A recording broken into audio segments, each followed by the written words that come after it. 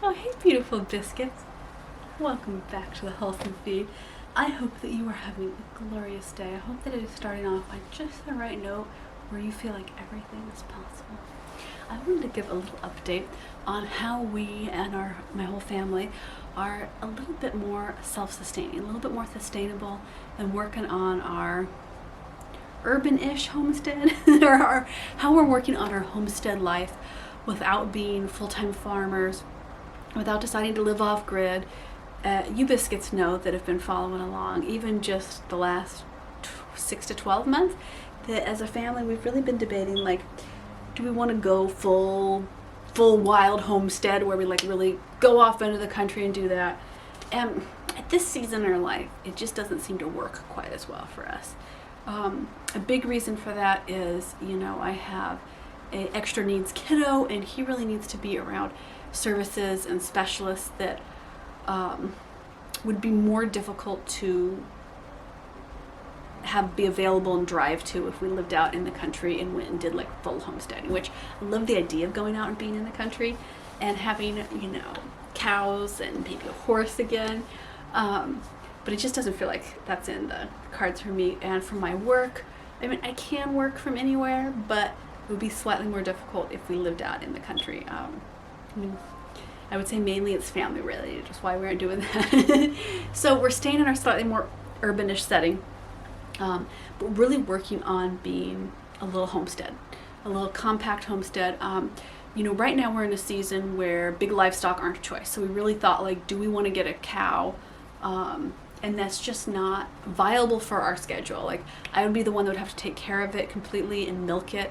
And I simply don't have the physical or mental bandwidth to handle that right now as a full-time working mama, work from home mom, homeschool mom, content creator. Like, it's more than my bandwidth can take. So we've taken off the board of big livestock animals. We're just gonna have to keep buying our milk and cheese.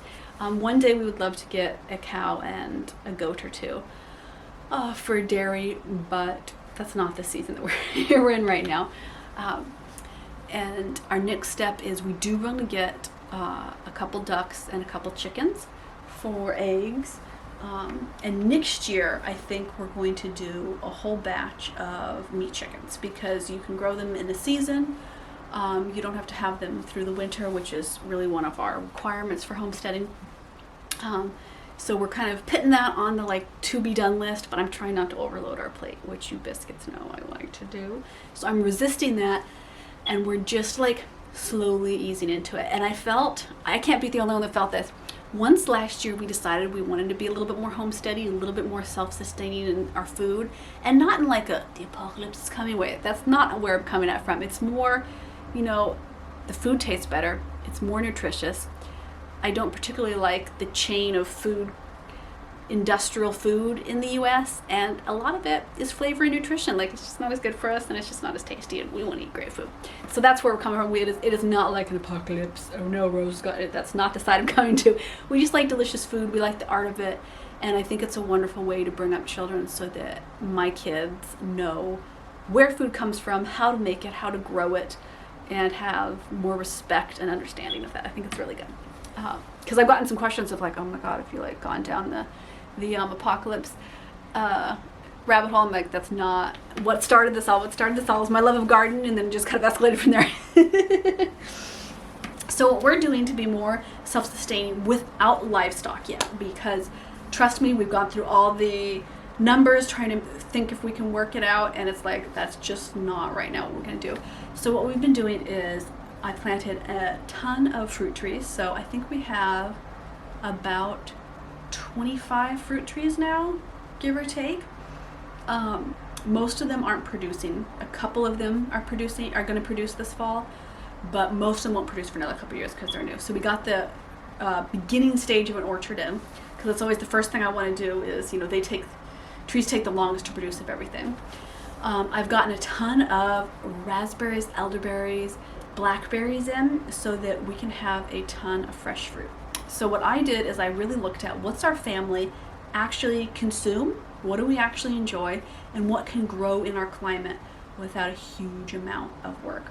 I planted 3 different varieties of elderberry because I really want to make our own elderberry syrup for flu season. That really helped this year when we were getting sick. When we were traveling, elderberry syrup really helped that little hit of vitamin C.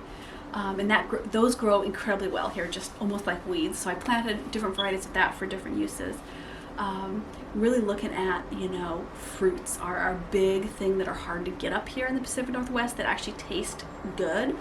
And it's something that we want to then be able to store all year long, canning, freezing, all that good stuff, freeze drying everything, So fruits are number one thing. And then I've planted a medium-sized garden this year. I'm not going all out because we have a lot on our plate this year. And I'm just trying to make sure that foods that I do not like the taste of or are hard to get in grocery stores here are what I'm really growing. So I'm growing a lot of tomatoes. I'm growing some herbs that I'm going to freeze for the winter just for fun because, I love a tasty salsa and a tasty pesto. So I've got a nice garden. So this year we're focusing on fruit. We're focusing on one day getting fruit from fruit trees because we've planted those, and I'm doing a big homesteader garden. And my absolute favorite that I'm working on this year, and it's so funny. The thing I learned about myself the most in the last 6 months debating how homesteading we want to go was that the things that sometimes spark and bring the most joy in my life are not practical. It's my cut flower garden. So I'm doing a big cut flower garden this year again. Last year at our old house we did a big cut flower garden, and this year I'm going even more wild. So we're going to have cosmos and roses. We just are finishing up with lilac season, hydrangeas, tons of sweet peas because that's one of my favorite. Some hollyhocks. We tried to do sunflowers. They didn't transplant well, so I'm probably going to try to do a second batch.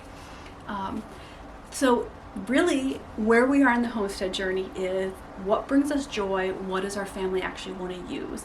And for us it was cut flowers bring mama so much joy. Like, you may not be able to eat them, although I planted nasturtiums this year and you can eat those in little salads. It's a great way to get a little bit of excitement and try to get your kids to eat salads because it's little fairy food, little flowers.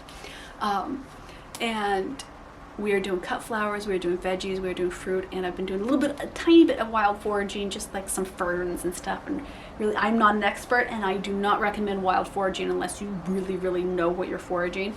Ferns, I really know what that is. Everything else I'm very hesitant on. This summer we'll wild forage salmon berries, thimbleberries, and probably blackberries is what we do every year. But this year I'm going to try to do more and actually create some dishes out of them that I can preserve for the long haul. So it's funny, I really felt this pressure entirely from me. I don't want to say none of you biscuits reached out and were pressuring me about this. Nobody in my personal life. But like, I need to go full. If I'm going to homestead, it's got to be all out. I've got to have my own dairy cow. We should be growing our own pigs, our own chickens. What about meat rabbits? I should have like 300 or 400 fruit trees for an orchard. I need a farm that could like sustain a whole farm style, like go full wide. In fact, I was talking to a friend the other day and she knows me so well. She was laughing lovingly that, she's seen my homesteading goals of like all out giant dreams kind of come down to reality, of practicality. And for me that's big because I love to dream big. I struggle with the whole concept of practically applying those big dreams sometimes. So that's where I'm at, is I really kind of, I came off the excitement. I read too many homesteading books. This is the problem because they were all like, you can do this, it's so easy, one person can. And what I discovered was like, no, one mama cannot do it all. So I'm focusing on what our family really enjoys, what brings us a lot of fun during the growing season to actually grow. Like, my kids love making bouquets with me. My son did an all-cut flower bouquet for me for Mama's Day, and he's going to do one for my birthday. He had so much fun knowing that he'd help plant these plants. Not this, but a different bouquet. And then he got to cut them himself, or like with my help, and design. He snuck off and designed it all on his own. He loves that. It's such a sensory fun thing for him. My daughter absolutely adores berry season. She loves getting to go out into our front yard and just go pick raspberries or strawberries to her heart's delight. Like, these are things that are really going to stick with them, that make them love the outdoors and gardening, and that's really so powerful. And I could tell that I was kind of trying to get our family to do too much because the kids really weren't enjoying it. They were like, this is so much work. And so I've tried to be a little bit more mellow and laid back, which is maybe my whole concept for this year is ease. If the homestead is not at ease with our lifestyle, not easy, but at ease with our lifestyle, it's not going to work. And it's not going to be a long-term thing. So we're kind of slowly inching into self-sustainability. Another thing I've been doing is, and I don't say this just to talk into the ether about this is what I've been up to. I hope that if you are on a little track of trying to figure out, like, do you want to homestead? Do you want to be a little bit more sustainable? Do you just want to work on homemaking as a way that kind of fits your lifestyle more? These are things that, for a very busy, tired mama, I've been able to do. I've stopped buying bread. No, I've not gone anti-carb. Biscuits, you know, as my son would say, I would be a changeling if I went off carbs. He's like, if I turned down the theoretical idea of a slice of cheesecake, not that we have one, just, he's like, Mom, do you want a cheesecake? And I go, oh, not right now. He's like, oh, you're a changeling, Mama, because he saw a changeling in the cartoon. So I've been making all our own bread. So I actually finally went and bought a bread machine, not a super expensive one, but one that does 2-pound loaves, because a lot of them were too small. And I've been making all our own bread. Sometimes I'll make it the night before, so it'll be ready in the morning, or I'll put it on right at breakfast, so we have lunchtime bread.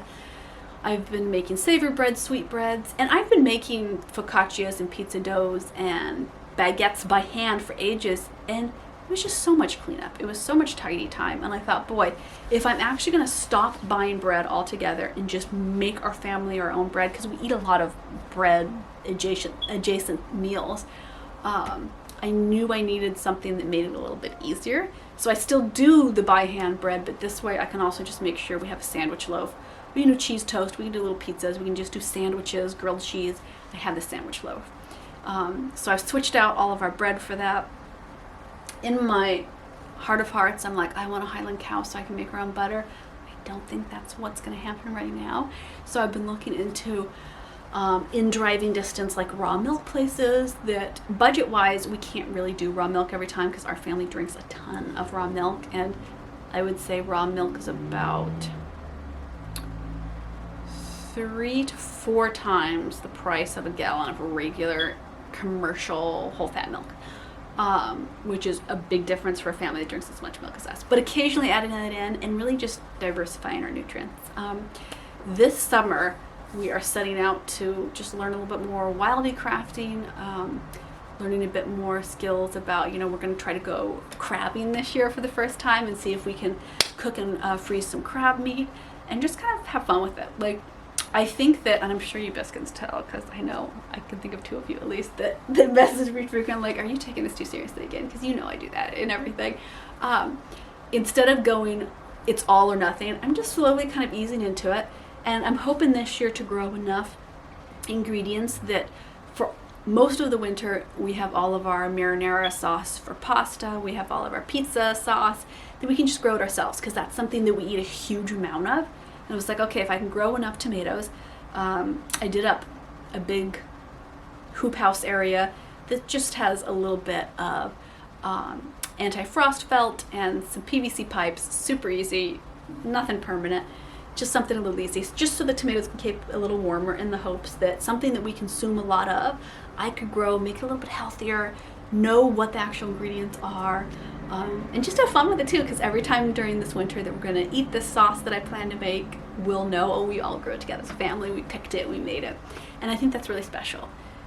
Part of homesteading for me is a reason to slow down and value what really matters, which is time with family memories, really nutritious, loving meals that are made, if not every ingredient that we've grown, at least pieces here and there where we can replace store-bought and where we can replace stuff that was, flown around halfway around the world for us, things that we can just grow ourselves here and there. It makes me a little bit happier, So that is how this digital nomad is slowly but surely shifting over to a little more homestead style life. We are definitely not full-time homesteaders. I love that movement. It's incredible. It is just not where we are in our season, but I love being more sustaining and self-sustaining and self-sustainable in what we're consuming and how we're consuming it.